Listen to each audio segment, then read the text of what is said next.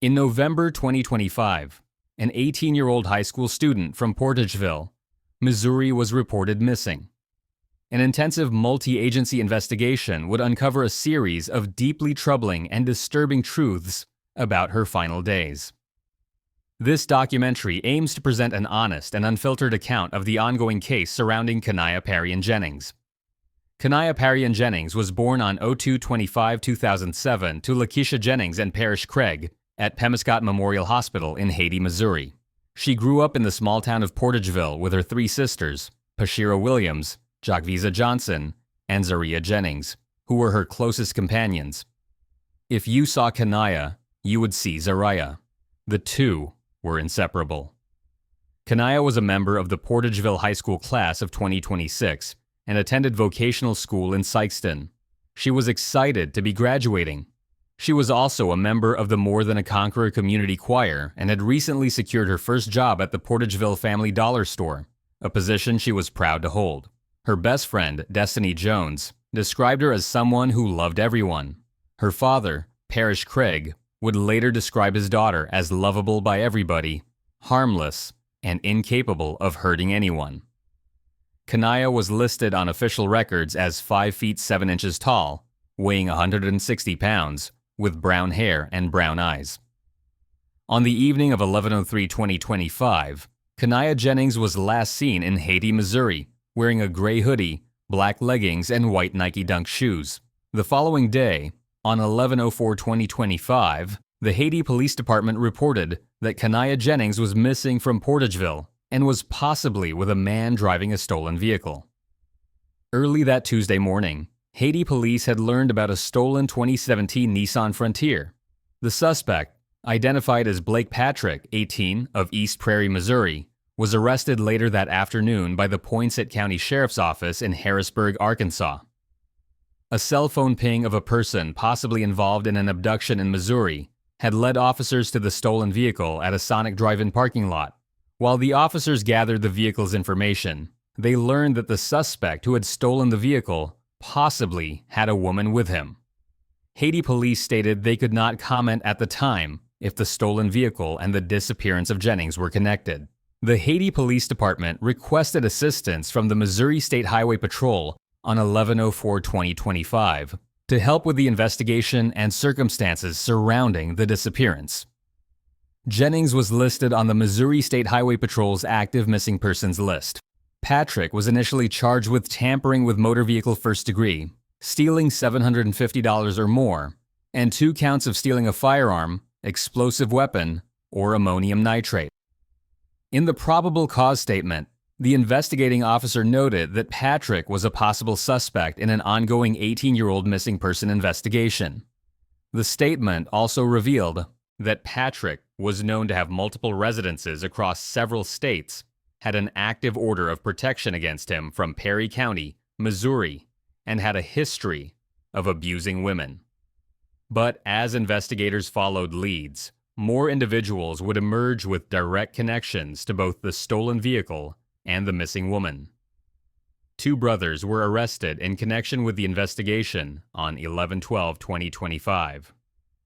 Keenan Peoples, 34, of Haiti, Missouri, and Donald Peoples Jr., 38, of Haiti, were both initially charged with tampering with physical evidence in a felony prosecution.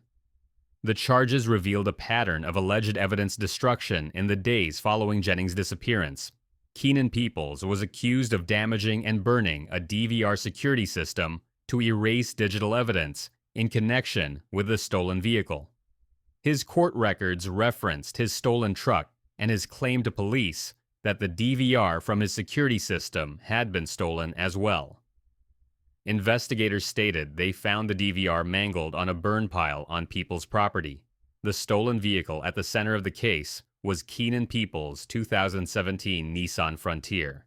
Donald Peoples Jr. was accused of deleting text messages that referenced his brother and a second person being with a woman the same day Kaniah Jennings went missing. His court records also stated the missing female in the case was last seen at Keenan Peoples' house on North Ash Street in Haiti. Both brothers were held in custody. Missouri State Highway Patrol Sergeant Brad German confirmed 3 persons of interest were now connected to the case. The investigation was intensifying, but the outcome remained uncertain. That uncertainty would end on 11/14/2025. On Friday, 11/14/2025, Missouri State Highway Patrol investigators located the body of Kaniah Jennings in rural Pemiscot County. The Missouri State Highway Patrol's Division of Drug and Crime Control had been leading the investigation since the Haiti Police Department requested assistance 11 days earlier. Investigators had followed up on numerous leads, which ultimately led authorities to discover Jennings' body in the rural area. Next of kin were notified. An autopsy was scheduled through the St. Francois County Coroner's Office. The Pemiscot County Sheriff's Office was instrumental in helping recover Jennings' body. Several agencies had assisted the Missouri State Highway Patrol with the investigation, including the Arkansas State Police, the New Madrid County Sheriff's Office in Missouri, the Poinsett County Sheriff's Office in Arkansas, and the Haiti and Caruthersville Police Departments. Missouri State Highway Patrol stated that investigators would continue to look into the circumstances of Jennings' death, and that additional information would be released when appropriate. The investigation remained active and ongoing. The day after Jennings' body was discovered, the nature of the case would fundamentally change. On Saturday, 11/15/2025, the Pemiscot County Prosecuting Attorney's Office formally charged 3 men in connection with Kaniah Jennings' disappearance and death. Keenan Peoples, 34, of Haiti, was charged with first-degree murder, first-degree kidnapping, first-degree rape, and tampering with physical evidence. Blake Patrick, 18, of East Prairie, was charged with accessory to first-degree murder, first-degree kidnapping, and first-degree rape. Donald Peoples Jr., 38, of Haiti, was charged with accessory to first-degree murder and tampering with physical evidence. Donald Peoples Jr. would later face an upgraded charge of first-degree murder rather than accessory. All 3 men were held without bond. Keenan Peoples and Blake Patrick were held at the Pemiscot County Jail, while Donald Peoples Jr. was held at the Dunklin County Jail. According to the Missouri State Highway Patrol, charges were filed after the 3 men were directly connected to Jennings' missing persons case through evidence. Pemiscot County Prosecuting Attorney Steve Horton stated that more information would be released when it was appropriate to do so. Arraignments were scheduled for 11/17/2025. All 3 appeared via video conference call in a Pemiscot County courtroom, but the arraignments were rescheduled because none of them had secured attorneys. The case was not complete. On 11/20/2025, a 4th man would be charged. On Thursday, 11/20/2025, the Pemiscot County Prosecuting Attorney's Office officially charged a 4th man in connection with the murder of Kaniah Jennings. Antonio Branch Jr., 20, of Haiti, was charged with tampering with physical evidence in a felony prosecution. He was held without bond at the Pemiscot County Jail. An arraignment was scheduled for Monday, 11/24/2025. According to court documents, investigators stated that Branch was at Keenan Peoples' home on Ash Street in Haiti on 11/04/2025 and saw Keenan Peoples carry an item out of the home that investigators believed to be associated with evidence found with Kaniah Jennings' body. Branch told investigators that on 11/05/2025, he retrieved a tote from beside the trash can near the road in front of the home and looked through it. Investigators believe the items in the tote belonged to Kaniah Jennings and Keenan Peoples. 4 suspects were now charged. The legal proceedings continued as the community grappled with the loss. Court appearances for the 3 original suspects proceeded on 11/20/2025. Bond hearings were scheduled. Arraignments for all 4 suspects were set for Monday, 11/24/2025. The probable cause statements filed in court revealed deeply disturbing details about the alleged circumstances of Kaniah Jennings' disappearance and death. According to the probable cause statement, Jennings was allegedly picked up by Keenan Peoples and Blake Patrick from her home in Portageville on 11/03/2025. They allegedly took her to the residence on North Ash Street in Haiti. Investigators discovered that Jennings' phone had initiated a Cash App transaction while she was at the residence, sending money to an account that belonged to Keenan Peoples. Patrick allegedly told police that both he and Keenan Peoples had sex with Jennings, and that Keenan Peoples placed socks in Jennings' mouth. The investigation continued to examine the circumstances of her death. Additional information would be released when appropriate. The fallout from Kaniah Jennings' death rippled far beyond the courtroom. It was communal.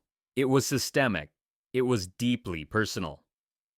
During the search for Kaniah, her father, Parrish Craig, had publicly pleaded for help finding his daughter. He described Kaniah as lovable by everybody, harmless, and incapable of hurting anyone. Craig and other family members organized search efforts in Haiti, Harrisburg, and Lepanto, taking matters into their own hands. A Facebook page titled Justice for Kaniah Jennings was created, with supporters posting that Kaniah was a senior at Portageville High School who had so much more to live for. The page stated that Kaniah's memory would be kept alive and that those responsible would be held accountable. A lantern send-off was held on Wednesday evening in Portageville. Organizer Katie McMillan stated she had a daughter and could not imagine what the family was going through. Dozens of people attended to show their support for Jennings' family and friends. Kaniah's funeral was held on Saturday, 11/22/2025, at 1 p.m. at the Portageville High School Gymnasium. A GoFundMe was established by her father to assist with funeral and memorial expenses. The family's loss had shattered their hearts. Pemiscot County Sheriff Joe Bryant spoke about how the case had impacted the community. "Just a tragic event. Tragic," he stated. Bryant, a father and grandfather, said he could not imagine how horrible this was for the family. The sheriff's office became involved early on, and investigators worked long and hard hours on the case to bring it to a close. Bryant acknowledged there were naysayers on social media about whether law enforcement was doing what was needed, but he assured the public that investigators and officers on the street had worked long and hard on the case. The investigation had required extensive multi-agency cooperation. The Missouri State Highway Patrol led the investigation with assistance from the Arkansas State Police, sheriff's offices in Pemiscot, New Madrid, and Poinsett counties, and police departments in Haiti and Caruthersville.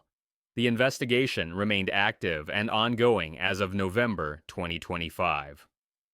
Autopsy results had not been publicly released. Many details about the circumstances of Jennings' disappearance and death were withheld. Authorities continued to state that additional information would be released when appropriate. Questions remained about the complete timeline of events from 11/03/2025 to 11/04/2025. What evidence led to the specific charges against each suspect, the contents of the deleted text messages and the burned DVR, and whether additional witnesses existed. The cases were proceeding through the Pemiscot County court system. All suspects were presumed innocent until proven guilty. As the case proceeds through the justice system, broader questions remain. The tragedy of Kaniah Jennings has exposed questions about safety, justice, and community vigilance in small-town America. How did an 18-year-old high school student end up in this situation? What warning signs were missed or ignored? How can rural communities better protect vulnerable young people from predatory individuals? The case has highlighted the critical role of digital evidence in modern investigations, from Cash App transactions to DVR security footage to deleted text messages. It has also demonstrated the importance of immediate multi-agency cooperation when a young person goes missing. The alleged destruction of evidence by multiple individuals raises troubling questions about attempts to evade justice and the networks that enable such behavior. Kaniah Jennings was 18 years old. She was a high school senior excited about graduating. She had her first job. She was loved by everyone who knew her. She was a daughter, a sister, a best friend, and a member of her community choir. Her story deserves to be heard, and justice deserves to be served. What are your thoughts on how communities can better protect young people, and what role should community vigilance play in preventing such tragedies? Share your perspectives in the comments below. If you found this documentary informative, please consider liking this video and subscribing for more in-depth explorations of often overlooked, lesser-known stories. Who else would you like to see us detail next? Your engagement helps us continue to shed light on otherwise unheard narratives.